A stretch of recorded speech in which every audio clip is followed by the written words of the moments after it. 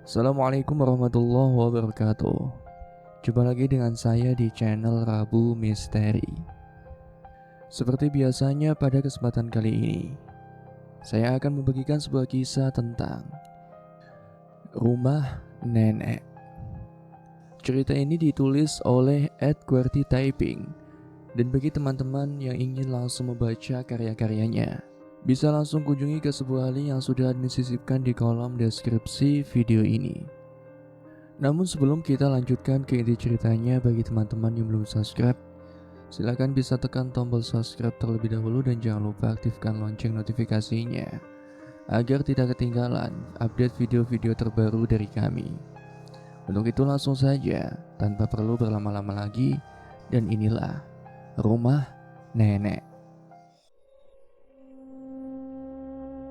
Malam itu sedang asik-asiknya makan malam seperti biasa. Kebetulan hanya aku berdua dengan ibu. Kemudian suara telepon berbunyi. "Fat, angkat dulu teleponnya. Takutnya ayah kamu itu yang telepon," suruh ibu. "Iya, Bu," jawab Fedi. Dan segera berjalan ke arah telepon yang tidak jauh dari meja makan itu. "Halo, Bu, ini Kang Idim," dengan nada yang terdengar gemetar. "Kang Idim, ini Fedi. Ada apa, Kang?" jawab Fedi. Nak Fedi, Akang mau bicara sama ibu." "Ibunya ada," ucap Kang Idim. "Ada, Kang, sebentar ya. Aku panggil dulu, tunggu ya sebentar," ucap Fedi dengan heran. Kenapa Kang Idim tumben sekali telepon? Tidak lama langsung aku bilang ke ibu bahwa yang telepon adalah Kang Idim dengan nada gemetar. Ibu langsung beranjak dari duduknya dengan wajah yang kaget juga. Aku langsung mengikuti langkah ibu karena penasaran. "Iya, Dim, ada apa, Dim?" tanya ibu. Setelah pertanyaan itu, ibu tidak bicara lagi, hanya tetesan air mata yang keluar begitu saja. Itu cukup lama ibu hanya bicara, "Iya, iya, dan iya." Tanpa ada kalimat lain yang ibu ucapkan, lantas aku dibuat bingung. Kenapa ibu ini? Apa yang dibicarakannya dengan Kang Idim? Setelah telepon ditutup oleh ibu hanya duduk melamun, penuh dengan tatapan kosong. Waktu itu usiaku adalah 11 tahun. Belum mengerti apapun tentang sebuah obrolan orang dewasa. Yang aku tahu, jika ada orang menangis, pasti itu adalah kesakitan ataupun kesedihan. Tapi ibu kesakitan apa? Ibu hanya mengobrol dan tidak ada terluka. Juga badannya. Kenapa bisa menangis?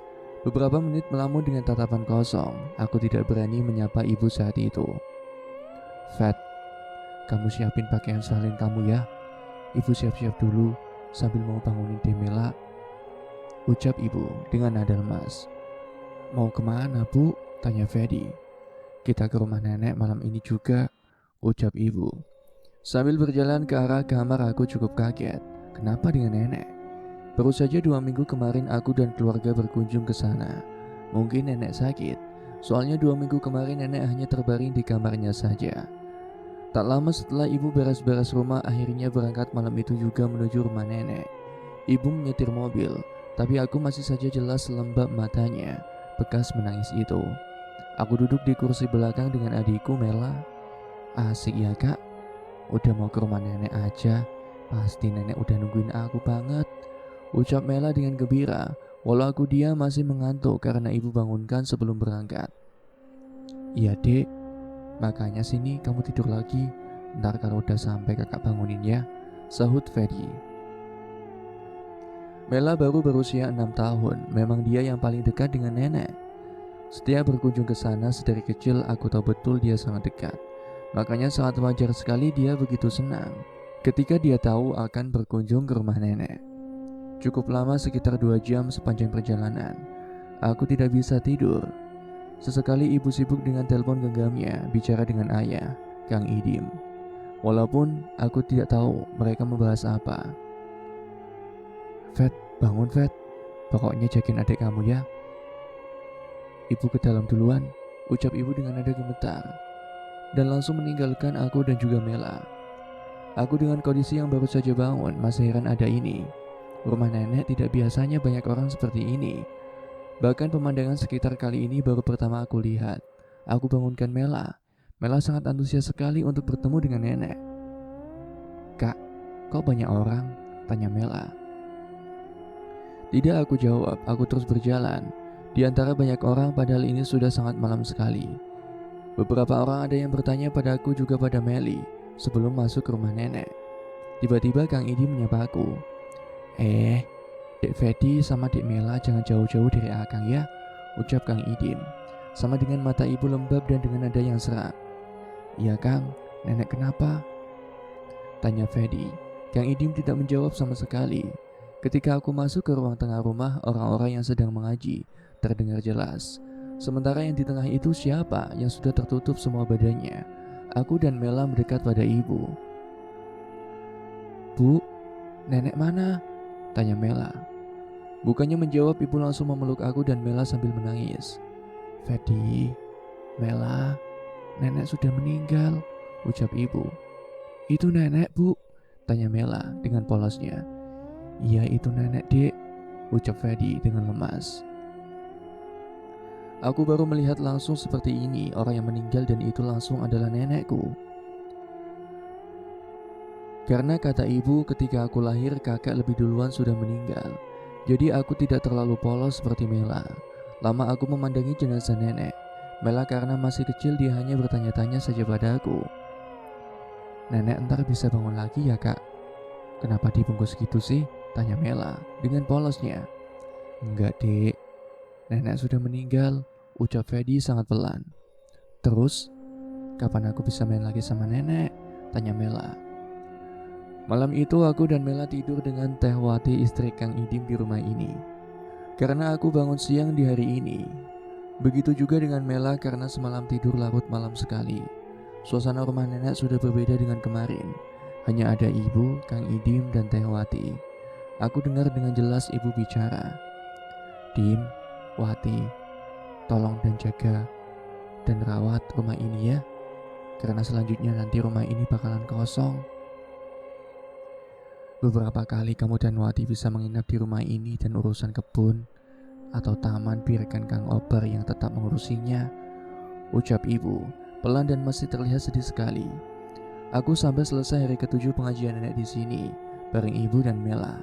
Karena ayah bekerja di luar kota, dan kakak-kakak ibu baru hari kedua setelah nenek meninggal karena tinggal di luar Pulau Jawa. Hari pun berganti, ibu masih seperti sangat kehilangan. Walau aku belum sangat paham tentang kehilangan waktu itu, tapi rasa kangen pada nenek selalu ada, apalagi Mela. Nenek meninggal tahun 2004, ketika aku berusia 6 tahun dan Mela berusia 6 tahun. 9 tahun berlalu. Setelah nenek meninggal, bahkan aku sudah jarang sekali berkunjung ke makam nenek dan kakek atau sekedar menginap di rumah nenek. Terakhir hari raya Idul Fitri 2 tahun ke belakang, aku berkunjung ke sana bareng dengan keluarga. Mela sudah beranjak remaja. Tentang kepergian dia sudah mengerti sekarang. Terlebih aku, arti keluarga sangat aku pahami. Dengan usia aku yang sekarang, aku kuliah semester akhir di salah satu universitas di kota Kembang. Aku dan Mela sangat akrab sekali. Orang yang tidak tahu Mela adikku pasti menyangka kalau dia adalah pacar aku, ataupun sebaliknya Mela seperti itu. Mela tumbuh dengan remaja yang cantik. Bahkan dengan sombongnya dia beberapa kali bercerita banyak yang mendekatinya. Selayaknya anak remaja, jenuh dengan aktivitas kampus yang membuat aku ingin sekali untuk melepas penat yang sudah menumpuk ini. Tidak habis pikir, aku telepon Mela. "Mel, liburan yuk," ucap Fedi. "Cia, tumbenan nih kakak. Ayo kak, kemana kak?" tanya Mela. Seperti biasa dengan sangat cerita. Kemana ya? Pantai? Pantai gimana?" ajak Fedi. Kalau dia juga mengasal. "Ah, males ah. Kemarin aku baru aja ke pantai bareng teman kak," sahut Meli. "Bingung Mel jadinya. BTW kakak mau balik sekarang sore. Ntar jemput ya di tempat biasa. Males bawa motor," ucap Fedi yang tiba-tiba pengen pulang. Dasar, basi-basi ngajak liburan ujungnya minta dijemput. Sahut Mela dengan kesal. Tidak tahu kenapa hari ini mendadak aku pengen pulang, karena jenuh dan bosan dengan aktivitas kuliah yang seperti ini. Walaupun ibu pasti protes aku pulang hari Kamis dan banyak pertanyaan lainnya. Selepas maghrib aku sudah dalam perjalanan menuju pulang ke rumah. Turun dari bis, Mela sudah ada dan langsung menuju rumah. Ibu sudah menyiapkan makan. Sambil makan ibu bertanya, tentu saja soal kuliah dan lain-lain di kota orang. Udah lama kamu ini, sana jengukin tuh makam nenek sama kakek.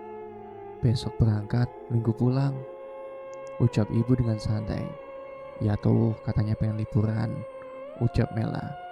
Yuk Mel, sama kamu juga, ajak Freddy. Ayo aja sih, udah lama juga aku gak ke rumah nenek, ucap Mela. Oke, besok siang kita berangkat ya, saut Freddy dengan semangat. Ya udah, besok pagi ibu siapin bawaan kalian untuk 3 hari di sana ya, biar besok ibu izin ke guru Mela, ucap ibu. Bu, Kang Idim apa kabar? Udah tua ya pastinya. Sekarang 2 tahun ke belakang aku tidak bertemu dengannya, karena kata ayah Kang Idim juga mudik ke kampung istrinya, ucap Fedi. Udahlah, orang kamu sama Mela juga udah pada besar, saut ibu. Selesai makan dan ngobrol dengan Mela juga ibu, aku langsung ke kamar. Istirahat sambil membaca beberapa buku kesukaan aku, seperti Tan Malaka.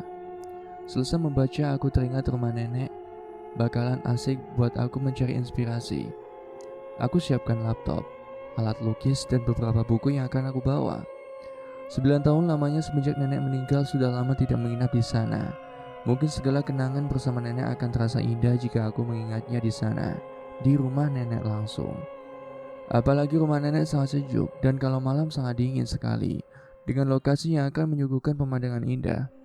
Sudah terbayang sangat jelas 3 hari ke depan akan aku habiskan untuk menenangkan pikiran dan bersenang-senang dengan Mela di sana.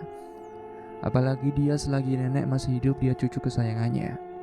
Aku akan bersilaturahim dengan Kang Idim, Teh Wati, juga Kang Obar, yang sebagian besar adalah orang-orang yang dekat dengan nenek sewaktu hidup dan sedikit banyaknya tahu tentang aku dan juga Mela.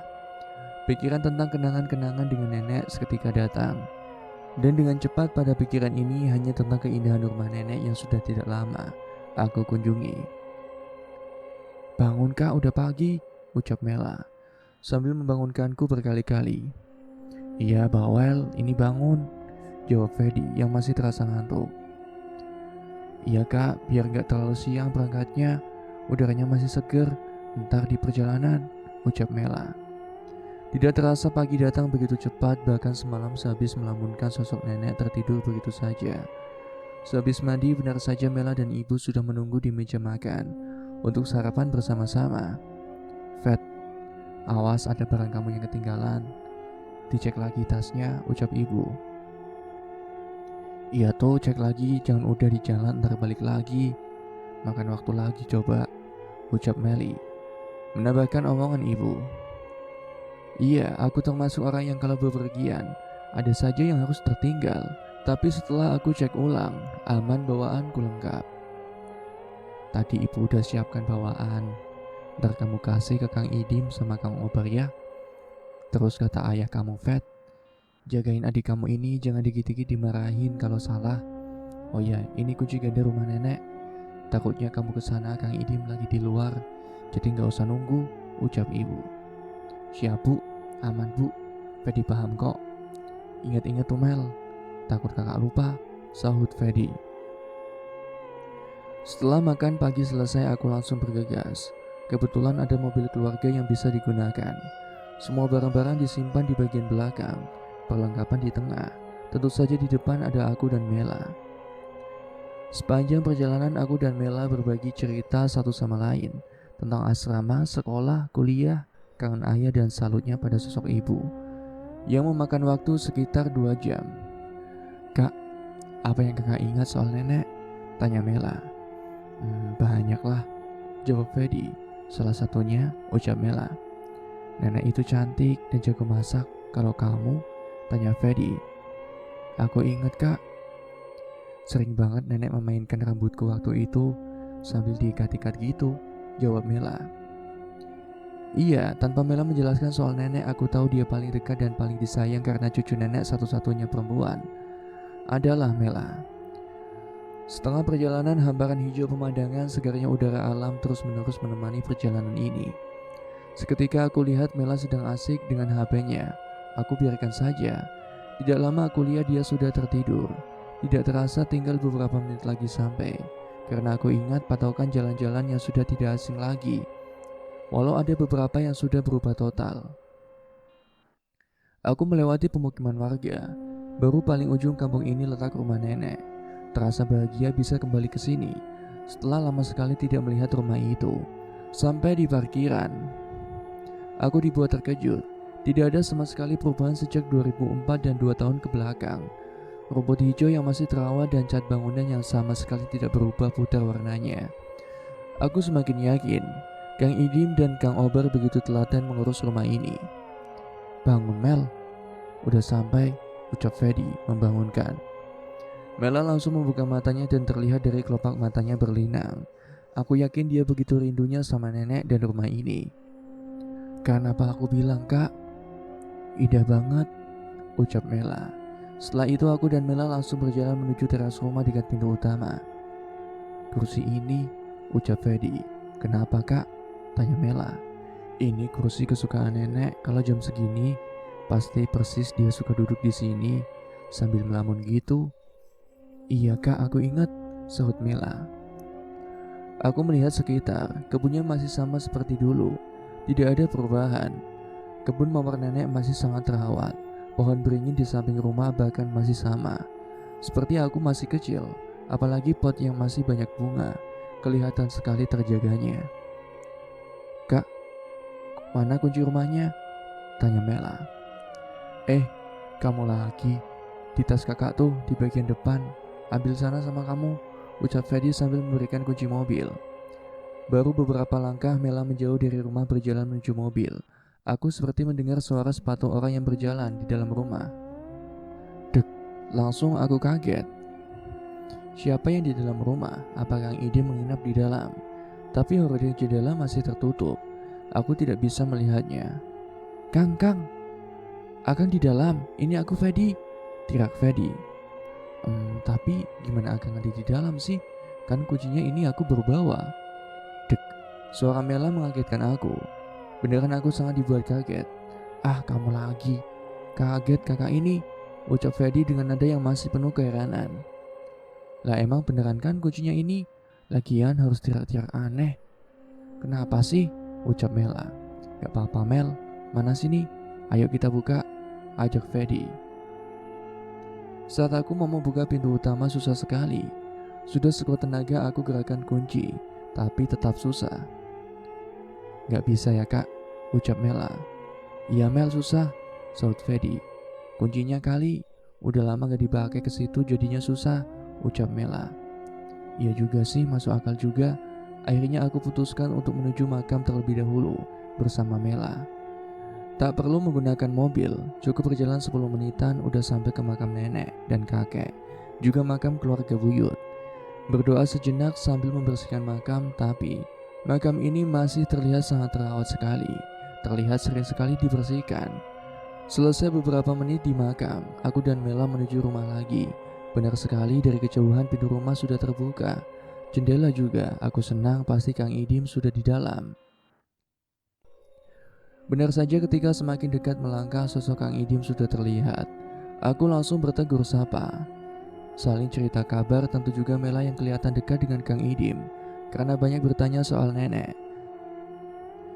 "Hampir beberapa tahun rumah ini sepertinya rindu penghuninya. Sejak ibu kalian berpesan agar Akang juga boleh menginap di sini, Akang tidak pernah sama sekali karena tidak enak," ucap Kang Idim. Kang Idim yang sudah terlihat tua walau fisiknya masih kuat, tapi raut wajah tidak bisa membohongi kalau Kang Idim memang sudah berumur. "Kang, Mela sama kakak nggak bakalan lama di sini, paling 2 malam saja. Hari Minggu juga sudah pulang lagi karena Senin harus sekolah dan Kak Fedi juga kuliah," ucap Mela. "Nggak apa-apa Neng, yang penting sudah sekian lama rumah ini kosong. Akhirnya cucu-cucu nenek bisa nginep di rumah ini," sahut Kang Idim. Karena hari Jumat makin siang dan waktu ibadah sholat Jumat semakin dekat, akhirnya Kang Idim mengajak aku beribadah di masjid sekitar, yang jaraknya lumayan sekitar 10 menit lebih berjalan kaki. Ini Fat, kunci rumahnya, ucap Kang Idim. Sini Kang, biar aku aja yang pegang. Kakak sudah gampang lupa, sahut Mela. Aku biasa saja atas ucapan Mela seperti itu. Yang aku kaget adalah kunci yang Kang Idim kasih dengan kunci yang aku pegang. Itu sama, tidak ada bedanya, hanya beda di bagian gantungan kuncinya saja. Yang ada di aku gantungannya seperti rumah mini gitu. Sementara yang ada di Kang Idim punya seutas tali. Akang tunggu di rumah ya. Fedi siap-siap dulu sana, ucap Kang Idim sambil berjalan duluan. Setelah Kang Idim pergi, di depan Mela aku masukkan lagi kunci yang aku pegang. Ternyata sekarang bisa digunakan. Tapi tadi kenapa tidak bisa? Apa karena sebelumnya ada suara langkah sepatu itu? Aku pamit pada Mela dan dia tidak keberatan aku tinggal untuk ibadah sholat Jumat. Sebelumnya aku hanya baru masuk ruang tamu bagian rumah ini. Benar-benar tidak ada yang berubah sama sekali. Tapi aku mencium bau yang aneh, bahkan sangat aneh sekali. Seperti bau bunga melati yang seketika lewat begitu saja. Padahal tidak ada angin sama sekali. Tapi apakah Mela juga mencium bau yang sama? Aku tinggalkan Mela sementara aku dan Kang Idim sepanjang jalan terus bercerita tentang keluarga Kang Idim dan tentu juga rumah nenek itu. Selesai ibadah sholat, Kang Idim dan Tehwati memasak di rumahnya. Padahal aku tawarkan untuk memasak di rumah nenek saja. Tapi penolakan dari Tehwati dengan penuh pertanyaan dari aku, karena seperti ada yang aneh saja. Nanti kalau udah beres dan Fedi, Kang Idim suruh Teteh antar makanannya ke sana ya, ucap Tehwati. Iya Teh, makasih. Takutnya aku ketiduran, nanti ada Mela juga di rumah, ucap Fedi. Dalam perjalanan pulang ke rumah nenek aku sempat berpikir tentang hal aneh yang barusan aku alami. Tapi aku percaya rumah nenek ini baik-baik saja, apalagi aku cucunya. Mel, Mela, teriak Fedi di dalam rumah. Barang-barang bawaan masih bergeletak di ruang tamu. Aku berjalan sambil berteriak memanggil Mela. Aku dikagetkan pada ruangan utama rumah ini. Masih sama, tidak ada satu badan pun yang posisinya berubah. Apalagi sofa ini. Aku duduk di sofa dan langsung teringat bagaimana kenangan bersama nenek pernah terjadi di sini. Semua ruangan aku cek mencari Mela. Rumah ini memiliki 5 kamar dan 1 kamar utama, yaitu kamar nenek dulu. Semua aku cek sampai ke bagian dapur. Mela tetap tidak ada. Akhirnya aku kembali ke ruang tamu. Aku membawa masuk barang-barang. Pikirku paling Mela sedang berkeliling atau ada di belakang. Sialan. Baru saja pandanganku dibuat terkejut, ternyata si Mela sedang tertidur di sofa yang barusan aku duduk. Kenapa aku tidak melihatnya barusan? Padahal aku juga duduk di sofa itu. Mel, bangun Mel. Bentar lagi Kang Idim kesini bawa makanan, ucap Fedi. Yai, masih ngantuk aku Kak, ucap Mela. Kamu tidur dari kapan emang? Ucap Fedi sangat penasaran. Kak Fedi berangkat, aku langsung tidur. Kenapa sih? Sahut Mela. Sialan. Berarti dari tadi Mela sudah ada di sini. Tapi kenapa aku tidak melihatnya dan malah mencari, bahkan teriak-teriak nama dia? Soal kunci aku bisa menerimanya dengan sedikit logikaku. Suara orang berjalan dan soal Mela yang tertidur sementara aku tidak melihatnya, itu sama sekali tidak bisa aku terima dengan akal, ucap Fedi dalam hatinya. Aku tidak menceritakan keanehan yang aku alami pada Mela. Aku anggap ini ucapan selamat datang yang membuat aku sama sekali tidak takut. Hanya keanehan saja yang aku alami. Aku termasuk orang yang percaya dengan hal-hal gaib, tapi tidak percaya dengan berbagai penampakan, karena menurutku itu soal keyakinan saja. Tidak lama Kang Idim datang, benar saja. Ia membawakan makanan sangat banyak. Aku, Mela, dan Kang Idim makan bersama di meja makan rumah ini. Tehwati gak ikut Kang? Tanya Mela. Enggak Neng, katanya mau ke kebun langsung, sahut Kang Idim. Kang, gak apa-apa kan? Aku nanti sama Mela tidur di kamar nenek, ucap Fedi. Boleh dong Den, ucap Kang Idim dengan singkat. Kenapa raut wajah dan tatapan Kang Idim seperti itu? Membolehkan tapi dengan raut wajah seperti keberatan. Selesai makan, Kang Idim bilang bahwa dia akan menyusul Tehwati ke kebun dan mempersiapkan aku dan Mela untuk beristirahat. Kak, masa tadi aku lihat muka Kang Idim gitu banget pas kakak bilang tidur di kamar nenek, ucap Mela. Iya, kakak juga ngerasanya gitu, Mel, sahut Fedi. Ternyata bukan aku saja yang merasa aneh dengan Kang Idim soal barusan. Mela juga pun sama. Sore cepat sekali datang. Aku dan Mela setelah membereskan barang bawaan, aku langsung masuk ke kamar nenek. Sama seperti ruangan-ruangan lain, tidak ada yang berubah. Dan dek, bau bunga melati itu aku cium lagi wanginya. Bahkan Mela juga menciumnya sama denganku. Aku dibuat heran, rumah ini sudah lama tidak diisi, tapi masih bersih, tidak berantakan. Bahkan lebih rapi daripada rumah ibu. Apalagi kamar nenek ini. Aku melihat beberapa foto keluarga, dan ada aku dan Mela yang masih kecil. Mel, kakak santai di samping rumah ya. Kalau mau lanjut tiduran so aja, ucap Fedi. Ya kak, aku tiduran dulu ya, sahut Mela. Langsung aku membawa beberapa persiapan alat lukis, karena sudah lama tidak melukis. Apalagi teras samping rumah ini sangat enak sekali, menghadap ke salah satu gunung yang pemandangannya sangat indah. Setelah menyeduh kopi dan mempersiapkan rokok, aku langsung melukis dengan ala kadarnya. Pohon beringin tinggi menjulang itu menjadi objekku. Baru saja beberapa warna aku tuangkan dalam kanvas putih itu. Dari kejauhan sebelah kanan, aku melihat seseorang yang sedang menyirami bunga-bunga. Aku pikir, siapa itu?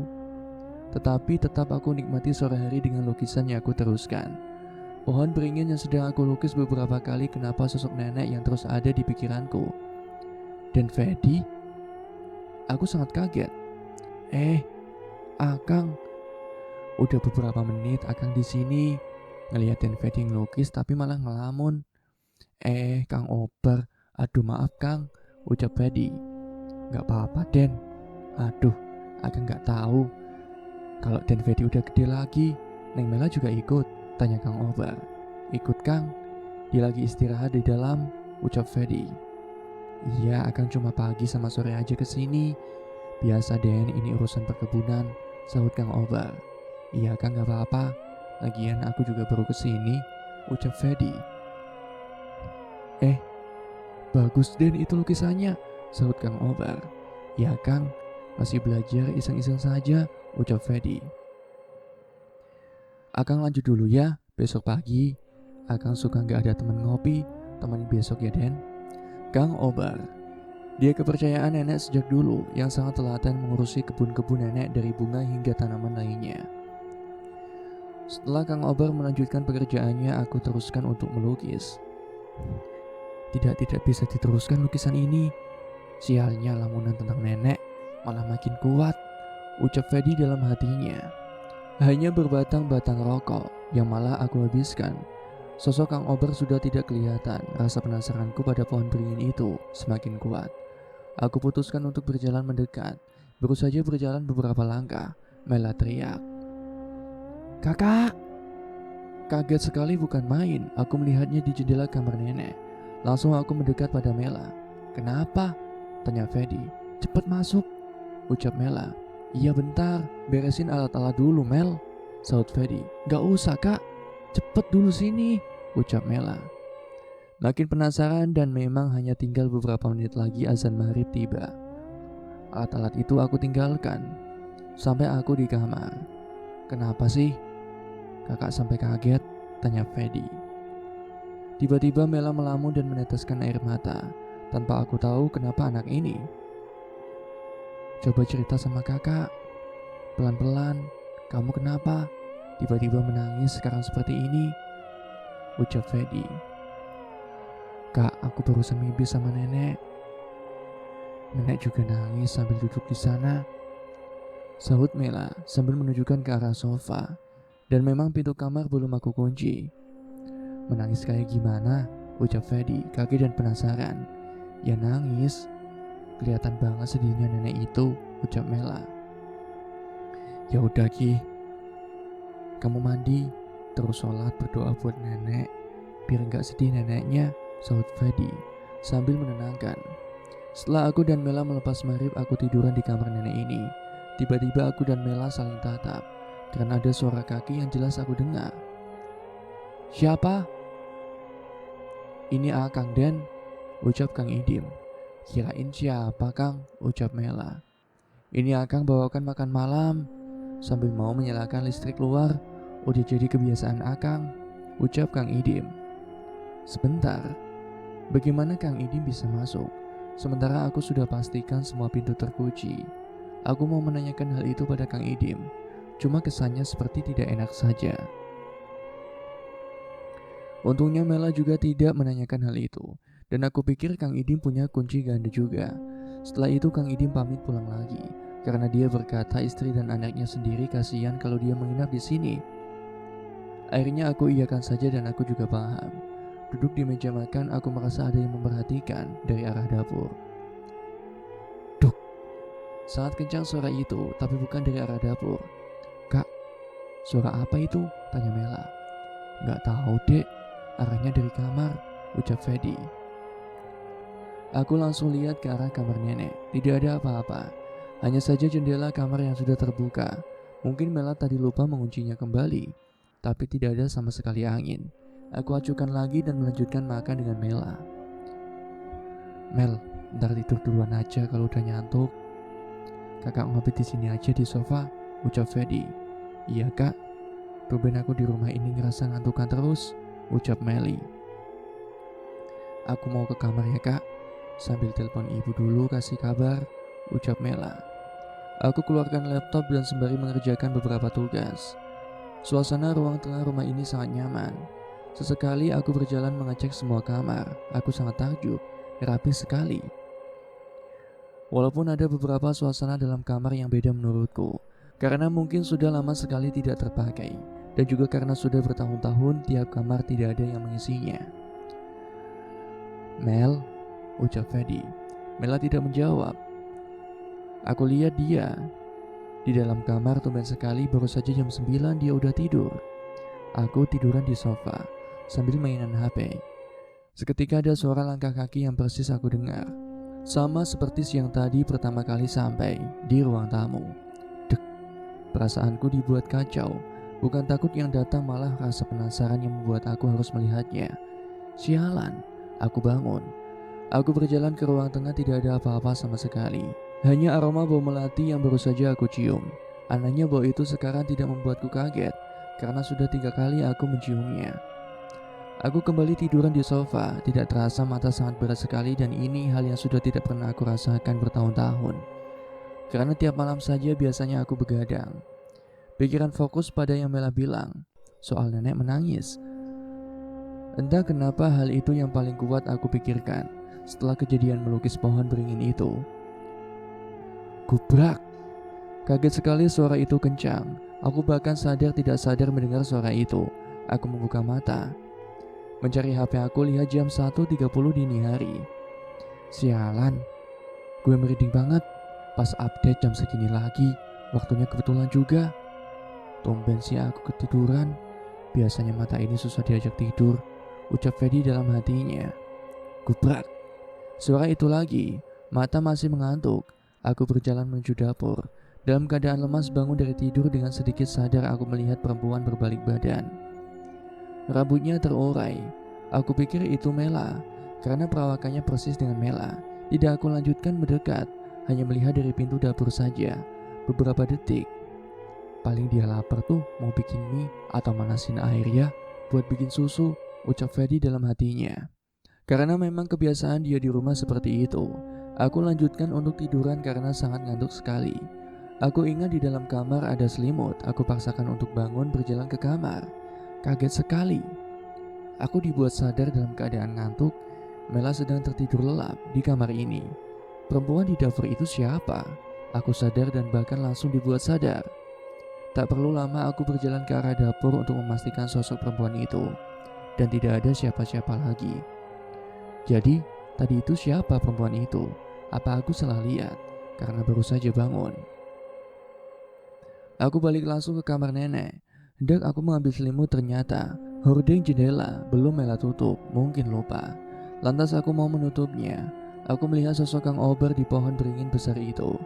Jelas itu Kang Ober walaupun kelihatannya gelap, karena tidak terlalu jauh dari jarak pandangku, samar-samar dari samping. Aku pastikan dan melihat lama. Benar itu Kang Ober. Sedang apa pikirku Kang Ober jam segini di pohon beringin itu pula. Aku perhatikan terus sambil mengintip yang Kang Ober lakukan. Kang Obar hanya diam dan jongkok sambil merokok. Lama aku perhatikan, dia bangun dan seperti mengambil sesuatu di bagian belakang pohon itu. Semakin aku penasaran, aku dibuat kaget. Setelah suara di dapur dan perempuannya aku sangka Mela. Sekarang dengan sadar dan jelas malah sosok Kang Obar yang aneh. Tidak lama Kang Obar seperti membawa wadah besar dan beberapa piring juga mangkok yang di atas wadah itu. Lalu berjalan ke arah belakang rumah. Aku terus perhatikan sampai Kang Obar luput dari penglihatanku. Baru saja aku menutup horden dan menarik napas dalam-dalam karena kaget dengan apa yang dilakukan oleh Kang Obar. Gubrak. Suara itu datang lagi dari arah yang sama, yaitu dapur. Aku dibuat berkeringat karena tidak ada rasa takut, yang ada rasa penasaran yang kuat. Aku berjalan kembali ke dapur dan sialan, tidak ada apa-apa. Malah hanya ada seekor kucing hitam. Aku melihat kucing itu hanya diam dekat pintu keluar dapur sambil menatap ke arahku. Ia tidak bergerak sama sekali. Aku abaikan. Rasa takut baru sekarang datang. Pikiran aku kemana-mana karena menghubung-hubungkan apa yang terjadi di rumah ini. Aku langsung masuk ke kamar nenek, tidur di sebelah Mela, dan baru saja aku tiduran. Meow, meow. Hah? Kucing itu lagi. Aku lantas bangun, keluar lagi dari kamar nenek. Ternyata kucing itu duduk di sofa bekas aku tiduran tadi. Pikirku lapar, aku kasih sisa makanan yang ada ke kucing itu. Pikirku agar kucing itu tidak bersuara. Kemudian aku masuk lagi ke kamar nenek. Aku lihat jam di HP menunjukkan pukul 3. Sial, sudah agak lama aku bangun. Aku mencoba untuk memejamkan mata, tetapi tetap susah. Sebentar, samar-samar aku mendengar tangisan di telinga. Sangat kecil tangisan itu. Aku berdiam dalam tegang sekali, sambil merasakan dari mana arah tangisan itu. Kak, kok ada suara yang nangis sih? Ucap Mela terbangun. Shh, diam ya. Ada suara tangisan. Kakak lagi dengar baik-baik suara itu dari mana? Ucap Fedi. Tidak lama dari itu ada suara kucing lagi. Pikirku itu kucing yang tidur di sofa yang aku kasih makan. Hah? Kok ada suara kucing, Kak? Sejak kapan ada kucing itu? Tanya Mela dengan heran. Tanpa pikir panjang aku ceritakan yang barusan terjadi semuanya. Tentang sosok perempuan di dapur yang aku kira itu Mela. Juga tentang kelakuan Kang Obar di balik pohon beringin. Mela menatapku kosong. Tiba-tiba tersenyum aneh. Merinding sekali melihat senyum dia beberapa kali seperti itu.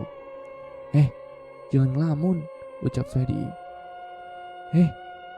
Jawab Mel.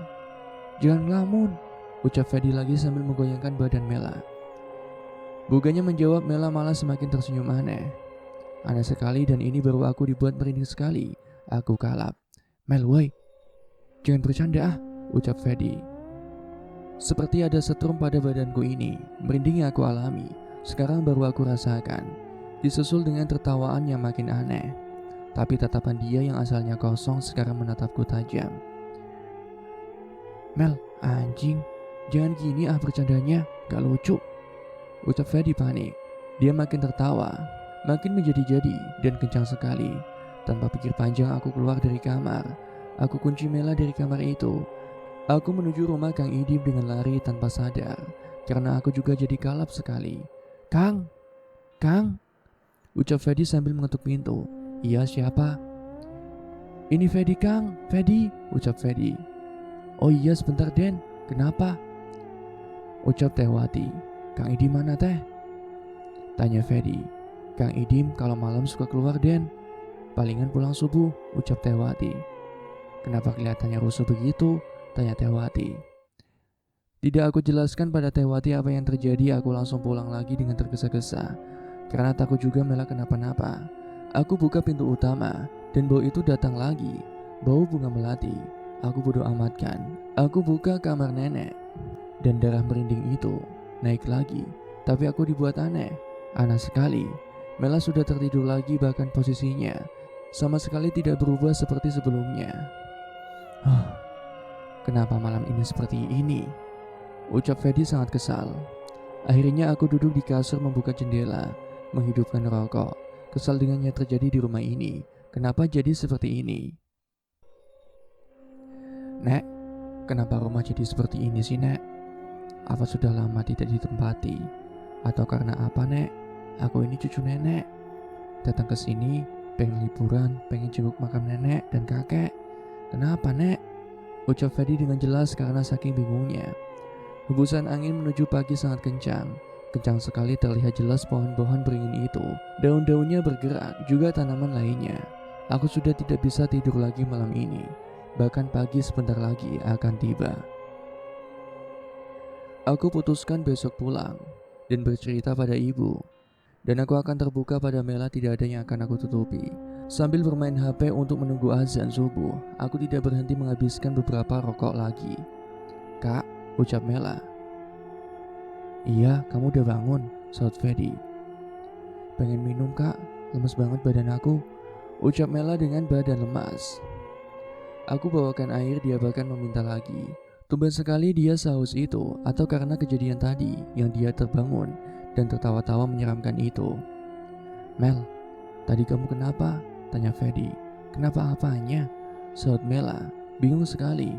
Aku jelaskan pada Mela soal dia yang bangun sebelumnya. Tertawa menyeramkan, bahkan menatapku sebegitunya. Enggak kak, aku gak ingat sama sekali. Tapi aku tidur lelah banget, sampai kerasa capek kak, ucap Mela. Masih bingung. Baru dari sini aku jelaskan semuanya pada Mela apa yang terjadi. Soal perempuan di dapur, Kang Obar dan dia, bahkan soal kucing juga. Hah? Kang Obar seperti itu kak, ucap Mela kaget. Iya kakak juga gak paham lagi, ucap Fedi. Kak udah jangan banyak omong lagi. Siangan dikit kita balik dan kita ceritakan ini langsung ke ibu, ucap Mela. Aku setuju dengan Mela. Pagi yang aku tunggu datang, sekitar jam 7 Kang Idim sudah terlihat berjalan, membawakan makanan. Udah pada bangun? Aduh, kirain mau bangun siang ini, ucap Kang Idim. Enggak Kang, udah terbiasa bangun pagi, ucap Mela dengan nada sangat sinis. Aduh Mela ini padahal jangan begitu sikapnya pada Kang Idim. Ayo masuk makan dulu. Kita bertiga makan, tapi Kang Idim tidak menanyakan hal soal aku ke rumahnya dini hari tadi. Aku tanya duluan, tanpa pertimbangan hal itu lagi. Kang, semalam aku ke rumah Kang Idim loh, dini hari, ucap Fedi.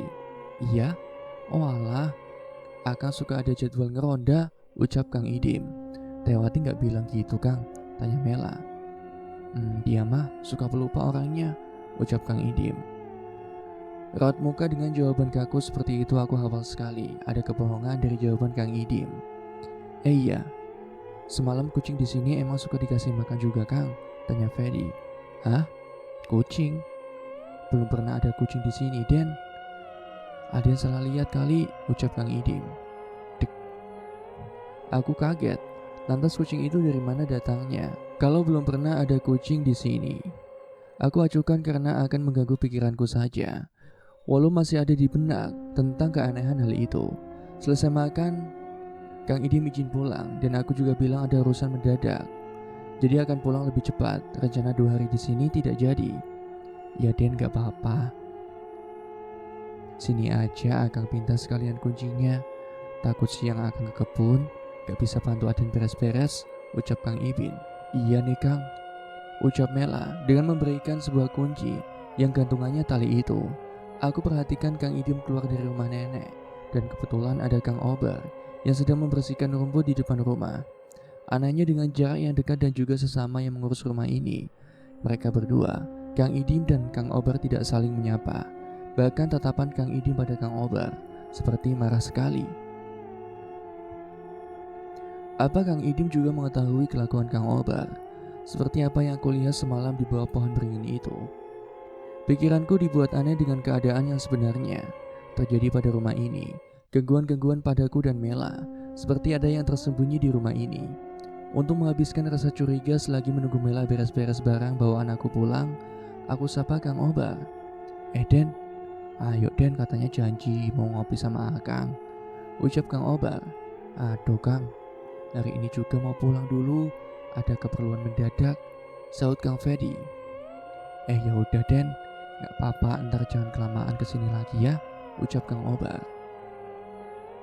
Kalau malam padahal aku gak ada temen ngopi Kang, saut Fedi memancing pertanyaan. Akang kalau malam suka di rumah Den, ucap Kang Obar. Oke. Aku sudah paham dengan apa yang diucapkan Kang Obar. Dia berbohong padaku. Jelas-jelas semalam aku melihat dia membawa hal yang aneh di balik pohon beringin. Selesai basa-basi dengan Kang Obar, aku langsung menuju teras untuk membereskan alat lukis dan kanvasku. Saat aku melihat kanvas bekas lukisan kemarin, tiba-tiba ada coretan lain dalam kanvasku di pohon beringin yang sebelum selesai aku lukis itu. Di bagian pohon paling bawah ada cat akrilik hitam. Sementara aku masih ingat, cat itu belum sama sekali aku gunakan kemarin. Pertanda apa ini? Sialan, harus aku habiskan penasaran pada pohon itu, ucap Fedi dalam hatinya. Sedang aku berjalan menuju arah pohon itu, aku dari kejauhan melihat Kang Obar juga memperhatikan dari jauh. Aku tidak pedulikan sama sekali, terus mendekat saja sama halnya seperti pohon biasa. Tapi di bagian belakang seperti ada tanah tanpa rumput, dan ada bagian terlubang yang berbentuk oleh akar besar, hanya itu. Oh, Kang Obar menyimpan dan mengambil barang-barang semalam di sini, ucap Fedi, walau masih bingung tujuannya apa. Selesai membereskan barang-barang dan kamar nenek, langsung berjalan menuju ruang tamu. Lagi-lagi, bau bunga melati tercium kembali. Sudah tidak terhitung bau itu. Nih Kak, kuncinya. Aku bawa barang-barang duluan ke mobil, ucap Mela. Dengan penuh ketegangan, karena kemarin kunci ini tidak berfungsi aku gunakan sedikit demi sedikit, dan ceklek. Aku sedikit kaget juga dibuatnya. Kenapa sekarang bisa, kemarin tidak? Masih aneh aku dibuatnya. Tidak aku pikirkan walau sangat mengganggu sekali. Baru sekian langsung berbalik. Suara sepatu yang berjalan itu ada lagi. Itu apa sebenarnya? Pertanda atau apa? Sialan. Bawaan sudah aku bereskan, tiba-tiba Kang Obar mendekat padaku. Aku sedikit kaget. Ceritakan pada ibu semuanya. Nanti juga dan Fedi mengerti kenapa semua ini terjadi dan seperti ini. Karena Dan Fedi juga sudah besar dan akan paham, ucap Kang Obar. Hah? Kenapa Kang Obar harus bicara seperti itu sama aku? Apa ibu jauh lebih tahu soal rumah nenek ini? Atau ada hal lain juga? Gangguan di dalam rumah itu sudah cukup buatku. Kenapa dengan Kang Obar? Maksudnya apa Kang? Tanya Fedi. Bukannya menjawab, Kang Obar malah pergi begitu saja, tanpa ada jawaban sama sekali. Kang Obar sangat aneh sekali. Setelah melihat aku mendekat pada pohon beringin itu, sialan, kenapa harus aku dibuat pusing memikirkan hal ini? Oke. Aku berpikir kunci semua ini ada pada ibu. Tidak lama kemudian dari omongan Kang Obar itu, aku dan Mela langsung pergi meninggalkan rumah nenek dengan banyak pertanyaan aneh. Aku lihat rumah nenek dari spion mobil sangat indah, kelihatan nyaman sekali. Tapi entah kenapa kejadian semalam sangat berbalik. Ada apa sebenarnya? Lamunan itu terus ada dalam pikiranku saat ini. Kak, jangan lamun gitu, laki nyetir juga, ucap Mela. Mel, kamu nyangka gak sih rumah nenek bakalan jadi seserem itu? Tanya Fedi. Aku sih gak ngerasain Kak, tapi aku lihat tadi kayak ada perempuan gitu di jendela yang merhatiin pas kakak ngobrol dengan Kang Obar, ucap Mela. Serius kamu lihat? Tanya Fedi sangat kaget. Masih pagi sekali memang itu, tapi apa ada makhluk lain sepagi itu? Tapi Mela melihatnya, pikiranku sudah ingin sampai di rumah menceritakan semuanya pada ibu. Selepas 2 jam perjalanan akhirnya sampai di rumah. Ibu kaget dengan kepulangan aku dan Mela. Loh, udah balik, katanya mau Minggu. Ini baru Sabtu loh, ucap ibu. Bu, di sini ada hal penting yang harus kita obrolkan, Bu. Oh, ibu tahu. Apa yang kalian mau obrolkan? Sana mandi dulu. Ntar malam ibu juga pulang. Sekarang ada urusan dulu, ucap ibu. Oh, ibu tahu. Tahu soal apa ibu tiba-tiba ngomong seperti itu? Ngomong juga belum, ini sudah bilang sudah tahu saja. Aku sedikit membodoh amatkan.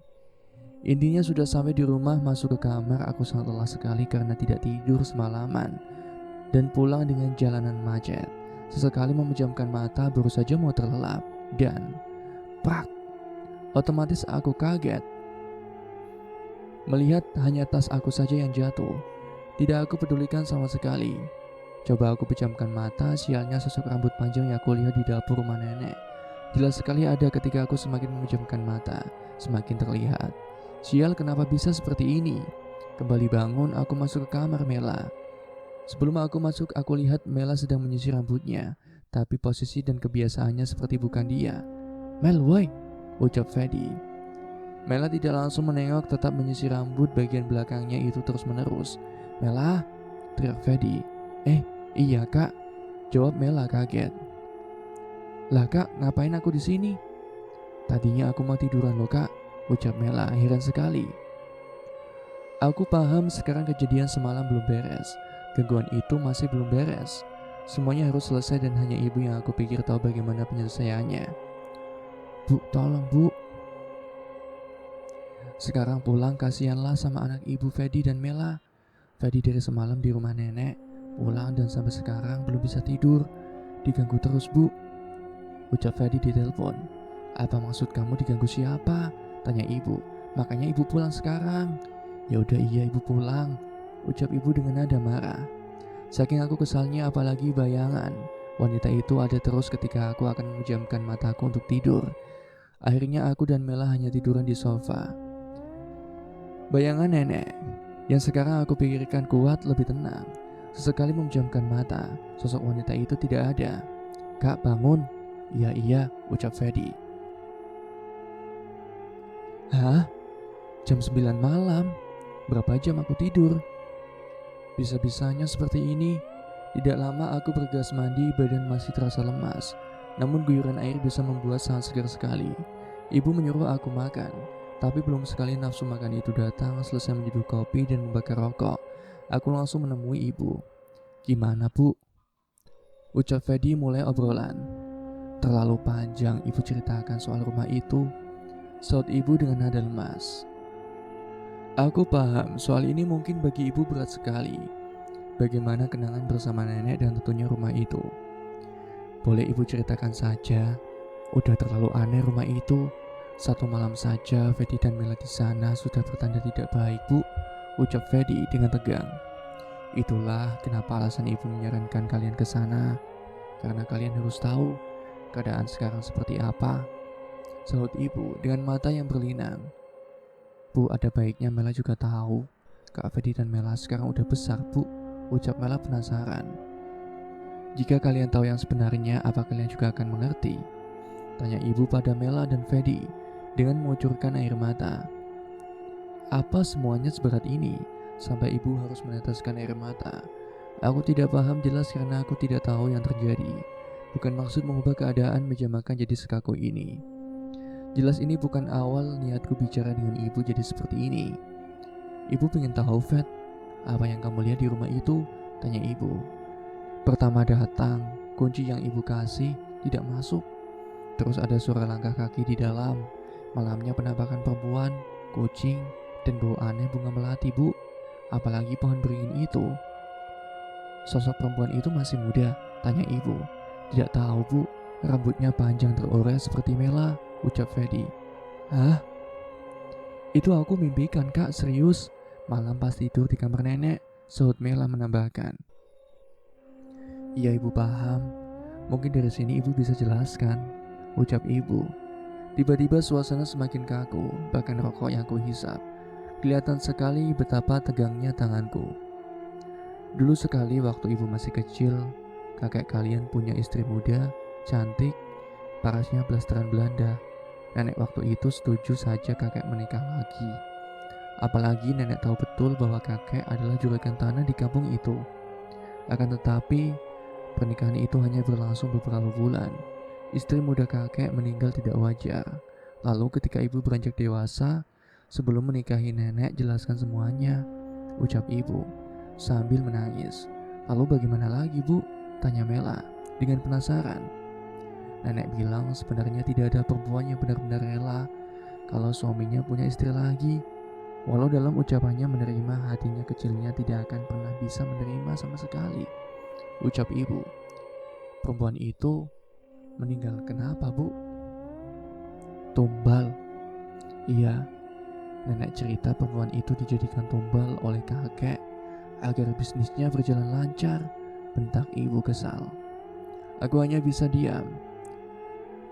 Tanpa sepatah kata pun bisa aku keluarkan antara mengerti perasaan ibu dan penasaran. Selanjutnya apa yang terjadi? Apa yang kamu lihat di pohon beringin itu, Fed? Tanya ibu pada Fedi. Sore itu aku melukis, tapi bayangan sosok nenek yang ada di pikiran aku. Penasaran lebih, ada apa di pohon itu? Tapi tidak aku ikuti. Selepas malam, bahkan dini hari, Bu, aku melihat Kang Obar membawa pergi sesajian gitu di balik pohon itu. Sahut Fedi menjelaskan dengan perlahan-lahan. Yang kakak jelaskan sama aku itu, tanya Mela. Iya Mel, kakak lihat itu dengan mata kakak sendiri, ucap Fedi meyakinkan. Aku paham, mungkin ibu keberatan soal hal ini, tapi aku juga merasa semua ini harus aku dan Mela tahu langsung dari ibu. Iya, dulu pohon itu dijadikan tempat sakral oleh kakek, dianggap membawa keberuntungan, sampai dianggap bahwa sesajen harus tersedia di malam dan diambil pagi hari. Dan perempuan itu juga mati setelah melarang kakek menaruh sajen itu. Tapi nenek membela kakek dan bercerita perempuan itu sakit sebelum kematiannya datang, ucap ibu. Perlahan-lahan seperti membuka semua memori masa lalu itu. Perempuan itu gentayangan ya Bu, sampai kakak melihat-lihat, tanya Mela. Entah Mel, ibu tidak tahu soal perempuan itu bagaimana, tapi ibu hafal betul tidak ada yang mau mati dengan sia-sia. Walau takdir kadang bisa berkata lain, ucap ibu. Sekarang tentang perempuan itu masuk akal buatku. Dia bisa jadi masih penasaran dan ingin menunjukkan kemarahannya padaku, cucunya kakek dan nenek. Itu hanya di pikiranku saja. Bu, kenapa Kang Obar bilang? Tanyakan pada ibu. Setelah aku tahu dan lihat Kang Obar di pohon itu secara langsung, ucap Fedi penasaran. Idim, ini salah dia. Kenapa sosok perempuan itu menghantui kalian itu salah Idim? Saut ibu kesal sekali. Kenapa dengan Kang Idim, Bu? Tanya Mela. Dia, Idim. Setelah 9 tahun kematian nenek, ibu pernah titipkan rumah itu pada dia supaya merawatnya. Bahkan ibu suruh untuk tinggal di rumah itu, tapi dia bego. Malah melanjutkan tradisi kakek kamu yang dulu, percaya pada pohon beringin itu. Sejak kakek meninggal, tradisi itu sudah tidak pernah terjadi. Tapi setelah nenek meninggal, dia malah melakukannya lagi, sahut ibu dengan nada kesal sekali. Hah? Kang Idim bukannya yang aku lihat Kang Obar? Bagaimana ini? Pasti ada sesuatu lagi. Bu, yang aku lihat itu Kang Obar, bukan Kang Idim. Iya, kamu melihat dia yang membawa pergi sajen kan? Tanya ibu. Iya Bu, ucap Fedi. Dulu baru 1 tahun nenek meninggal, Kang Obar yang memberi info bahwa Idim memanfaatkan kekuasaan, dan hanya Idim yang tahu sesajen apa saja. Karena dia sebelum kakek meninggal waktu itu masih remaja seumuran ibu, juga dekat dengan kakek, sahut ibu. Ibu sudah menegur. Sampai bosan ibu menegur Idim. Sampai ibu punya akal. Kalau tiap malam Obar suruh ngecek pohon itu. Bila ada sesajen, bawa pergi saja. Jika Idim marah, laporkan saja pada ibu. Karena Idim sangat takut pada ibu. Ibu punya jasa besar dalam hidup Idim. Walau Idim sampai hari ini mengecewakan ibu lagi, ucap ibu. Sialan, Idim. Dibuat aku emosi olehnya. Berarti malam itu Tehwati bilang Kang Idim sedang keluar itu bohong. Sementara aku sedang kalap tidak mau membantu. Anjing Idim sialan. Tapi aku tidak mau menceritakan hal itu pada ibu, takutnya malah menjadi permasalahan lain. Kenapa tidak ibu jual saja rumah itu? Tanya Mela. Ibu dan ayah kamu sudah bosan menawarkan rumah nenek itu. Sampai sudah 7 orang yang sudah bilang tertarik. Tetapi sama seperti kalian, berbagai gangguan aneh selalu ada, ucap ibu. Apa perlu aku urus soal Idim itu, Bu? Ucap Fedi dengan nada kesal, karena tahu kelakuan Kang Idim yang sebelumnya sangat dia percayai. Jangan, kamu tidak tahu apa-apa. Selagi sesajen itu tidak memberikan tumbal manusia, keberuntungan pada usaha Idim tidak akan pernah ada. Karena dulu setelah kakek meninggal, ibu baru tahu sudah banyak korban yang kakek nikahi di luar kampung sana, agar kakek lancar terus bisnisnya. Hal ini tidak Idim ketahui, dan ini menjadi rahasia keluarga kita saja, ucap ibu sambil berpesan. Oke, sekarang aku paham. Rumah nenek jadi seperti itu. Kang Idim ternyata dibalik semuanya. Tidak aku sangka sebelumnya. Benar kata Kang Obar, hanya ibu yang tahu persoalan ini dan menjadi saksi memori semuanya. 2 tahun setelah kejadian di tahun 2013 itu, Kang Idim meninggal tidak wajar. Kang Idim meninggal 2015 karena sakit yang berkepanjangan. Banyak yang bilang penyakitnya itu aneh, walau aku sendiri tidak tahu dan tidak terlalu menelusuri kenapa penyakit Kang Idim. Bahkan beberapa minggu sebelum hari kematiannya, Kang Idim sempat dipasung karena berontak. Warga sebagian menyangka bahwa Kang Idim itu gila, tapi bagi ibu, itu adalah bayaran sesuai dengan kelakuan apa yang telah diperbuat olehnya. Karena ibu merasa sudah memberitahu berkali-kali menyuruh Kang Idim untuk berhenti, tapi Kang Idim tetap saja tidak melakukan apa yang ibu mau. Tahun 2015, pohon itu ditebang. Penjagaan rumah nenek sepenuhnya ditanggung oleh Kang Obar. Walau Kang Obar keberatan, tidak lama juga rumah nenek ada yang membeli dan dirubah total. Kemudian dijadikan villa oleh salah satu pengusaha ternama. Wallahu a'lam bishawab. Demikianlah kisah yang dapat saya sampaikan, semoga bisa bermanfaat bagi kita semua. Amin Allahumma amin. Sekian, terima kasih, sampai jumpa di cerita-cerita selanjutnya. Wallahu muwaffiq ila aqwamit thoriq. Wassalamualaikum warahmatullahi wabarakatuh.